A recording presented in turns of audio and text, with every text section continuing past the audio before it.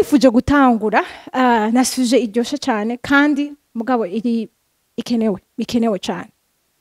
Jewe uno munsi ndubatse mfise umugabo tuzokwiza bientôt 10 ans de mariage ndashimana, ariko n'urugendo rutoroshe, urugendo rwo kumenya uwo muzokubakana, urugendo aho Imana igenda iragukiza ibikomeye bitandukanye, aho ugenda urakora amakosa hamwe ugasanga nyene bisaba ko wihana ugasubira ugakurikira Imana muri urwo rugendo. Rero nari nifuza gusangira namwe urugendo rwo kurondera uwo muzokubakana. Ego abantu muri kumuranyubiza, abantu bakiri jeune, abantu mufise mushaka muri mwebwe cyangwa mugeze ahantu numva nshaka kurondera uwo tuzokubakana, uwo tuzobana. Nashaka gusangira namwe ibintu bikeya nashobora kubona mu rugendo rwanje, ariko kandi muri episode ikurikira nditeze ko tuzoba turi kumwe umushinga ntahe wanje twa Fabrice, kugira ngo tuganire aussi ku ruhande rwiwe nawe nyene ivyo twabonye muri uru rugendo n'ingene dushobora kubafasha kugira ngo muhitemwo neza, kuko iyi ni decision ikomeye. Ariko no munsi ni story time, ukuvuga ndashaka ko ndabatera inkuru gatoya y'urugendo rwiwanje personnellement, kugira ngo nimba hari ico vyo gufasha wowe nk'umukobwa canke nk'umuhungu, nawe we uzoshobore gukora neza kurusha kumbure amakosa nakoze, canke ushobore nawe gukurikiza ivyiza bimwe bigufashe kugira ngo nawe uzoshike ahandi hantu. Umwe wese afise parcours yiwe, afise urugendo rwiwe, ariko hari gihe kwiga ku bandi navyo bishobora kugufasha. So reka dutangure rero aho byose byatanguriye. Ngerageza kuvuga mpereye mu myaka yanje adolescence. Muri iyo myaka nyene nk'abandi bantu bose nari natanguye kugira ama emotion nyene, nkumva ko nshaka kuba nanje kugira abagenzi, mugabo para abagenzi basanzwe. Murabona twebwe ico gihe sinari nkijijwe, hama nabona abandi bagenzi banje bose ico gihe bagenda n'abafise abantu bagendana, abafise abantu bakundana, mugabo twari tukiri bato cyane, nari mvize nka 14 ans gutyo, mugabo nkumva umenga ndiko ndasigara inyuma. Hanyuma ce ntangura rero kuza ndabesha ngo ndafise umuntu dukundana, ibaze narabeshe kugira ngo shobe kuja mu bandi najewe sinsigare. Nibuka ko narakrea inkuru kugira ngo abagenzi banje nabo nyene bumve ko najewe sindi jenyene. Ico gihe sinari bwakizwe nko nababwiye.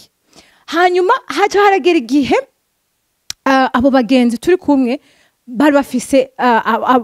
abantu bagendana, mugabo abo bantu bagendana bari abahungu benshi nabo. Hama gihe kimwe baca batangwa kuvuga ati na wewe daba umwe muri bajya anye urabe wo niho namwe kugira ngo tugiye umwe wese agende n'uwiwe. Hama rero cenja muri ivyo umva peer pressure, kuvuga gusunikwa kwera abagenzi, kuguma wumva uri kuri pressure yo gukundana mugabo muri adolescence. Hama je natangura muri ubwo buzima, mugabo ubwo buzima narabonye ko nta kimwe ciza byanzaniye. Rero hari abantu ngaha mushobora kuba mufise 14 15 16 ans 17 ans mutarakwiza imyaka nyene aho muvuga ko mukuze, mushobora kwibaza none jewe ndashobora gukundana n'umuntu. Je nabwiye experience yanje mu byukuri ibintu byo gukundana ukiri muto ukiri mu ishuri, naho tubona ko ari ibintu bisanzwe, rimwe na rimwe usanga bikuzanira ibibazo bidakenewe. Murazi ko ubuzima bunini nimbugiriwe ubako yo kubaka ukagira urugo rwiwawe uzoba ubuzima bunini cyane ufise umuntu muri kumwe muguma mushwana mukundana, mugabo muba mu bintu bitandukanye. Mugabo muri iyo myaka ubu utaragera ahantu ushobora kubicamo neza canke kuvyifatamo neza. Tigute nk'ubu mushwanye canke akubwira ijambo canke ntakwitabe canke ntaguhamagare canke agahinduka nyene kubera n'ibintu bihinduka, umva ibintu by'ama emotion usanga nyene bikugora nyene uvyifatamo, ugaca usanga byagudestabilize mu wundi buzima, ugasanga ku ishuri ntukiciga neza, ugasanga donc self esteem canke kwa kundi kumva ko uri umuntu nyene akwiriye urukundo, ugasanga byagabanutse. Kubera iki? Emotionnellement, psychologiquement nituba turagera aho dushobora kubyihanganira, kuko birasaba byinshi gukundana n'umuntu, kubana n'undi muntu. Deja wowe wenyene ubwawe kwikunda no kubaho unezerewe ni ikintu kigoye. Baze rero kuja mu relation. Rero ico no babwira ivyo jewe nabonye mu myaka adolescence nuko ama relation yose nagize nta na kimwe ciza cavuyemo. Siniko ashobora gufata decision yiwanyu, mugabo ndashaka kunyumvirize neza. gukundana ukiri mu ishuri nibiki ego nivyo biraryoshe ukagira umuntu hari n'abantu bashaka kuvuga mugabo nta na kimwe turabagenzi gusa mugabo umenye neza ko ubwo bugenzi urazi neza nawe ko atari ubugenzi busanzwe so mbananje rero ku nkuru yanje naragejeje hariyo period nagize menga fise 16 ans hari umuhungu umugenzi uvukana mugenzi wanje niwo muntu wa mbere nuvuga nti natanguye kugira ama emotion yari strong nyene hama malheureusement uyo muntu acarahinduka cyatangwa kuvugisha undi mukobwa yo byarambabaje birankomeretsa bwaco gihe nari mu adolescence yo naciye numva umenga ndiyanse naciye numva umenga umenga nyene agaciro nta gaciro mfise cyo gihe kandi nari mfise nibibazo muri jewe kubera nari munini ukuntu ndumva umenga sinikunda nkuko bikwiriye yumva byace vyongera kuri vya bibazo byo kutikunda hama heureusement Imana icinsanga muri ivyo bihe candayimenya ndakizwa maze gukizwa rero narafashe decision yuko ntazokundana n'umuntu nomwe gushika mpejeje amashuri canke mpejeje na university hanyuma ncamara igihe kinini nyene abandi bagenzi twiga muri 12e duheza umwaka ko twaheza muri 12e nabayeho nyene nafashe decision yo kuba ndi jenyene kandi kutabijamwo kwera nari nzi ko ntivyamfashije cyane bon cyandagere gihe ndaja muri university muri ico gihe nagiye muri university malheureusement novuga malheureusement ko ndababwiza ukuri ko ndashaka ko mumenya ko hari ibintu munacamwo mugabo singomwa ko twese tubicamwo hanyuma rero ico gihe naciye ja muri university ntangura kwiga muri university ico gihe mugabo icagiye kuba nuko nahuye n'umuntu adakijijwe uwo muntu twabanje kuba bagenzi gusa hama jewe nari nibwiye ko uwo muntu byaye byose nzomubwira ubutumwa akamenya Imana hama sinigeze nibwira ko uwo muntu ushobora gukundana kubera ko nari nzi ko adakijijwe mugabo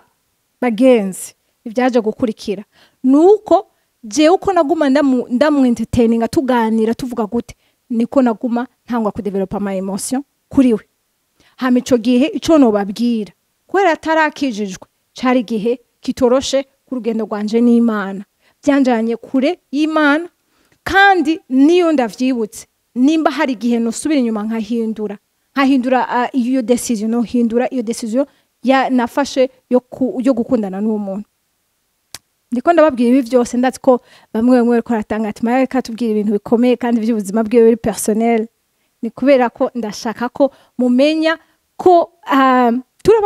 turabantu kandi bamwe ngaha naho mutari open kuvuga ibyo mwaciyemwo turafise ibintu rimwe biduteye isoni mugabo no musi sintewe isoni kubera ko ndazi ko Imana yangize nico gikomeye kuko nakijijwe kubw'ubuntu bw'Imana atari kubikorwa vyanje kandi Imana yankuye kure cyane hama rero nyuma y'ico gihe haje mu gihe cyo gusubira gutahura ko jewe singizwe n'abantu bankunda nje nasanze burya nari mfise ico gihe nari mfise ikibazo cyuko ntari kumwe n'undi muntu narumva umenga hari ikintu kibuze kandi ico kintu maze kugitahura naciye nsaba Imana inyigishe kubaho ndi jenyene kugira ngo ndayimenye kandi menye uwo ndiwe kugira ngo nihagera igihe kandi narabwiye Imana ati umuntu tuzosubira gukundana zo ari umuntu azombera umugabo kandi nafashe igihe kinini aho nafashe decision yo kuba single kuba ndi jenyene cyo gihe narifise n'abandi bagenzi twari turi muri même situation novuga nti twafashe decision yo kuba teka twiyubaka ico gihe narifise nka 22 ans narifise nka 21 ans 20 ans 22 ans narasavye Imana ko yomfasha kugira ngo niyubake mfata umwanya menye Imana kwanje nibisigura ko nta bantu baje ngo turakundana abantu nagize ama feelings canke ki mugabo ico gihe nafashe decision kuba single kandi byaramfashije ico gihe niho namenye Imana ico gihe niho nimenye noragize self worth nguvumenga umuntu azondonka azobahiriwe kandi igikurikira ni deuxième partie ngene twahuye n'umushinga nahe ubu twubakanye yitwa Fabrice NZEYIMANA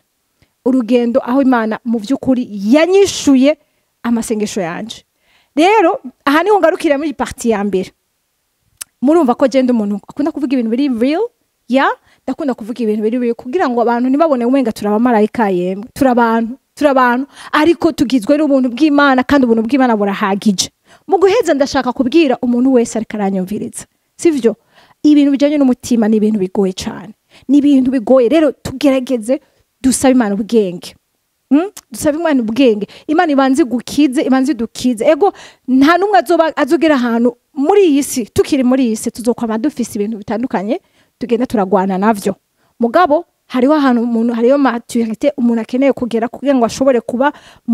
kugendana n'uwundi muntu mu rugendo rw'urukundo, kuko birasaba kugira gute, birasaba kwitanga, birasaba gutahura, birasaba kubabarira, birasaba ubwenge bwo gushobora kuganira ku bintu bikomeye iyo wababaye, iyo gize gute. Rero